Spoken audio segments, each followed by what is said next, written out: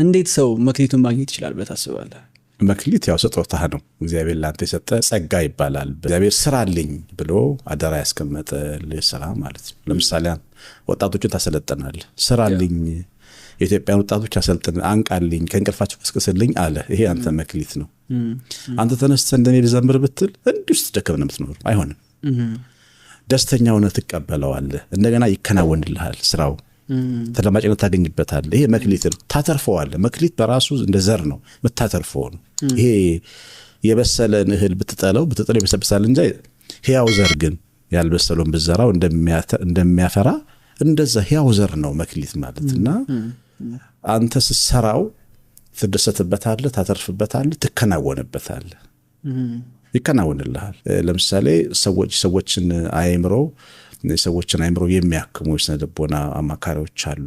የሰውን አእምሮ ማከም በጣም ከባድ። መክሊታቸው ሲሆን ግን ታዳምጣቸዋለህ፣ እሺ ብለህ በእነሱ ምክር ትቀየራለህ። በአጠቃላይ ቄስ ስትሆን በቅስና ታተርፋለህ፣ ዘማሪ ስትሆን ታተርፋለህ እና ደስተኛ ትሆንበታለህ፣ ትከናወንበታለህ እና ደግሞ ታተርፍበታለህ። ይሄ የመክሊት ልዩ መገለጫው ነው ብዬነማ። ቁርጠኝነት ይፈልጋል መክሊትህን። አንዳንዴ ልብን ማዳመጣው እንዲህ አይነት ነገር ላይ ሲሆን የትኛው ነገር ያስደስተኛል የሚለው እኔ በትክክል እያንዳንዱ ሰው ማዳመጥ አለበት ብዬ አምናለሁ። ግን የሚያስደስት ነገር ምንም ትርፍ የሚያተርፍ ላይ መስል ይችላል። ለምሳሌ እኔ አሁን ቄስ መሆን ዘማሪ መሆን አላውቅም። ያው ወደ ቤተክርስቲያን ስመጣ ዘማሪ ስለመሆን ዘማሪ ማን ነበረም ኪነ ጥበብ ነው። እሱንም ቆይቶ የመጣ ነው። እኛ ቤተክርስቲያን ከመጣ አናውቅም። ስለዚህ ቄስ መሆን ማለት እኛ የምናውቃቸው ቅድም ያልኩት ቄስ መሆን ማለት ነው። ልቤ ግን እሱን ነው የሚለኝ እና ጣልቃ ደግሞ አንዳንዴ ትልቅ የመሆን ፍላጎት፣ ኑሮን የማሸነፍ ፍላጎት ጣልቃ መክሊት ውስጥ ይገባባል። የተሻለ ሰው ልሆን ብለህ ታስባለህ። አሁን አባታችን ምን አደረገ? አንድ እሱ የመንግስት ስራ ላይ ስለነበረ የሆነ አንድ ቦታ አንድ መካኒክ አይነት ኮርስ ወስጄ መካኒክ እንደሆን ፈለገ ማለት ነው። ይሄ አባቴ ህልም ነው። ከዛ ያው በሱ ቤት ስለምኖር የሱን እንጀራ ስለምበላ እሺ ብዬ ተወዳደርኩኝ። አንደኛ ወጣሁ። ፈተናውን ስፈተን ችግር ነው። ቤተክርስቲያን ሄጄ እባክህ አታሳካው፣ እኔ መካኒክ መሆን አልፈልግም፣ እኔ አንተ አገር መሆን ፈልገው ብዬ ከዛ ሌላ ስልጠና ወደ አዋሳ ነበር ስልጠና የሚደረገው። ተሸኘው። ሰንበት ቤት ደግሞ ስለሚወዱ ሻኙኝ ቤት መጥተው ተዘምሮ አዋሳ ልሄድ ማለት እኔ ጸልያለሁ እንዳልሄድ። ከዛ ማን ቢጠራ ጥሩ ነው? ሁለተኛ ወጣው ተጠራ። ተዘለልኩ ነው። ያው አባቴ ግራ ገባው ምን እንደተፈጠረ። እኔ ግን ምንም አላልኩም፣ አልነገርኩት። ጸልዬ ነበር። አሁን መክሊቴ ውስጥ የአባቴ ህልም ሊገባ ፈለገ ማለት። ከዛ አላረፈም አባቴ። ትልቅ ደግሞ ጋራዥ አለ እዛ ቢቀር እዛ ሄድና ብሎ እዛ ዘመዱ ነው ዋና እንትኑ ኃላፊው ላኪ። ኃላፊው የኔን ፍላጎት በጣም ገብቶታል። አንተ መንፈሳዊ ሰው ነህ፣ እስቲ ምን ታረጋለህ አለኝ። በቃ አባቴ ነው፣ በቃ ጸሐፊ ትሆናለህ አልኩት። እኔ አልሰራም አልወደውም ይሄን ስላልኩት ጸሐፊው አረገኝ እና ቤተክርስቲያን እንዲሄድ በግል ስራ ነው እያለ ይፈቅድልኛል ያኛው ኃላፊ ማለት ነው። እና ግን አሁን የመረጥኩት መንገድ ቅድም በሪስክ እንደመውሰድ ነው። ይሄኛውን የቤተክርስቲያን መንገድ ስመርጥ እንዴት ነው የምኖረው? ቴዎሎጂ ገብቼ እኮ 139 ብር ነበር ደሞዝ። ይሄንን መርጬ መቀጠል አለብኝ። ሩት ሳይታት ከሆነ ሩት እርሻው በመጀመሪያ የድሆች የተረፈውን ቃርሚያው መቃረም ነበረባት።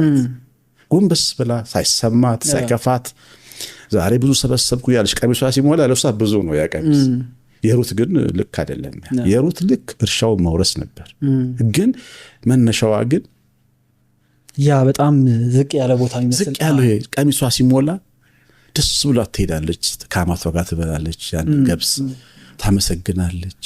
እግዚአብሔር አያየና አወረሳት እና ይኸውልህ ችግር የለበትም። እግዚአብሔር በታለንት ወይም ጸጋ ሲሰጥህ በዛ ነው ታተርፍበታል። ይፈጥርልሃል የምታተርፍበትን መንገድ። ግን እኛ ሂሳቡን እንሰራውና ገቢ የለውም ብለን ስለምናስብ ነው ማንፈልገው ስራ እንሰራ። የነፍስ ባህሪ ነው ይሄ። ህልም ማለም፣ ቪዥነሪ መሆን፣ ትልቅ ቦታ መድረስ እሱ የምታገኘው በመታገስ ነው። ግን በትንሹ በመታመንም ነው። ደግሞ የጌታችን ወንጌል ለሁሉም ጥያቄ ምን ሰጥቷል? በትንሹ ታመን በብዙ ትሾማለህ። ሩት ትልቅ ምሳሌ ናት። ከትንሽ ጀምሮ ትልቅ ቦታ መድረስ ሳይከፋት። ደግሞ እንደገና ሩት ብቻ አይደለች። አንዳንዴ ምን አይነት ነገር ይገጥማል መሰለህ? ትክክለኛ የምታርግበት ቦታ ሲሆን የሚቀማህ የሚገዳደር የሚገፋ ይበዛብሃል። ደግሞ እሱ ልዩ ነገር ነው። ለምሳሌ ይስሐቅ ሊባረከው እግዚአብሔር ሲፈልግ ሮቦት ሊያደርገው ሲፈልግ ቆፍራለሁ፣ ውሃ ይቆፍራል።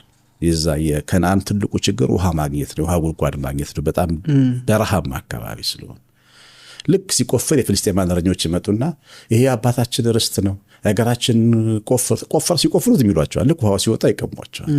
የጌራራ እረኞች ቀሟቸው። ጌራራ ማለት ፍልስጤም ማለት ነው። ደግሞ ቆፍሩ ይላቸዋል። ስም ያወጣል። ኤሴቅ የተጣላውብሽ እያለ ስም እያወጣ ደግሞ ቆፍሩ ይላቸዋል። እልፍ ብላችሁ ቆፍሩ ይላል። ትዕግስቱን ነው የምታዩ። ደግሞ ሲቆፍሩም ቀሟቸው። ሰራተኞቹ ሳይበሳጩበት አይቀሩም። ይስሐቅ ላይ እስከ መቼ ነው እሱ አይደክም? ግን ህልም እምነት አይደክምም። ትዕግስተኛ ነው ሰው። እምነት ሲኖረው ድካም የለውም። ነገ ትልቅ ቦታ እንደሚደርስ ካመነ በፍጹም አይደክም። እግዚአብሔር ደግሞ ይሄንን ልብ ነው የሚፈልገው ከኛ። ይሄን ልብ ልክ ሆኖልህ ሲያገኝህ ካንተ ጋር ይሰራል። ይስሐቅ አሁንም ቆፍሩ አላቸው። ሶስተኛ ውሃ መጣላቸው። ፍልስጤማውያን አልመጡባቸው። ከዛ ስም አወጣለት፣ ርሆቦት አለው። ከዚህ በኋላ እኛ እግዚአብሔር አብስቶናል፣ ባርኮናል፣ እንሰፋለን ብሎ ተስፋን ተናገረበት። እዛ በኋላ እና እንትን የተሰጠ ነገር ስትቆፍረው ይቀምሃል። አሁን ለምሳሌ አንተ አንድ ነገር ስትሰራ አንተን ይመስል 10 ሰው ሊከፈት ይችላል። ያንተን ስራ ጀምረው ይችላል። ተጦታው ግን ያንተ ከሆነ ዝም ብለህ መስራት አለበት። መቆፈር ደግሞ መቆፈር እና ትዕግስት ሲኖርህ እውነት ለመናገር ወደምታስበው ቦታ ትደርሳለህ። በመክሊታቸው ያተረፉ ሰዎች እንዴት እንደመጡ የህይወታቸው መንገድ የማውራት እድል አላገኙም ወይም አይፈልጉም። ኢቭን አሁን ነጋዴውን ብታየው ስራ እንዴት ነው ስትለው የሞተ ነው የሚልህ። ስራ እንዴት እንደሚሰራ ቢነግርህ ሀገር ታርጋለች እኮ። ስለዚህ አንተን ይገለዋል ማለት ነው። ይሄ መጥፎ አይነት ልምዶች ስላሉ ይሄ ልስራ ቢለው ልሻሻል ህይወቴን ልቀይር መክሊቴን ላተርፍበት ብሎ የሚያስበውን ሰው ስትመለከተው ምንድን ነው የሚመራው? ማን ሊመራው ይችላል? ያ ጃንደረባው መጽሐፍ ያነበበ ተቀምጦ ፊልጶስ መታነበውን ታስተውለዋለህ ሲለው እንዴ የሚተረጉምልኝ ከደ እንዴት እረዳዋለሁ ነው ያለው። ልክ እንደዚሁ ነው። ህይወትን ካልተረጎመለት ሰው እንዴት ሊረዳው ይችላልና ባጭር መበልጸግ እንደገና ደግሞ በህይወት ሰልፍ ውስጥ ያለፉ ሰዎች ዝም ማለት ቶሎ ተስፋ የሚቆርጥ ትውልድን አመጣ ይረዳል።